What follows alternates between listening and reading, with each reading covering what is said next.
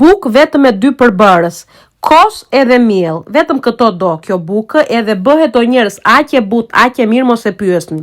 Tani do t'u them, unë i hodha dhe baking powder, se nuk kisha miellin që fryhet vetë. Nëse keni miellin që fryhet vetë, do vetëm miell edhe kos, as edhe një tjetër. Nëse nuk keni atë miell, pastaj nëse keni këtë plain si puna ime, do t'i hidhni edhe pak baking powder që të mundet që të na fryhet buka.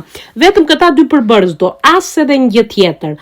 Do shikoni që unë nga lartë ju hodha dhe një vaj ulliri, kur i ndava në fund që i vuran tepsi, po dhe vaj të mos i hidhni prapë del e shkëlqyer, se e kam provuar edhe pa vaje. Do ta presim tani siç mund të shikoni këtu, unë e preva me këtë të picës, mund ta preni dhe me thik, nuk ka problem fare. Do ta bëni në topa të vegjël, edhe të jenë afërsisht njësoj topat, që të munden të piqen njësoj, edhe do t'i vendosim në furrë. Si shikoni, unë i hodha një çik vaj ulliri, u thash që bënet edhe pa vaj ulliri. Unë i vendosa 180 gradë, derisa të kuqëzohen, të marrin atë ngjyrën e kuqe nga lartë.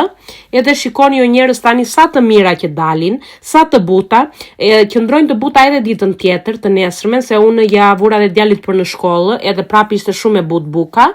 Edhe është një zgjidhje e lehtë kur mbeteni pa bukë në shtëpi, ose kur doni të bëni diçka ndryshe.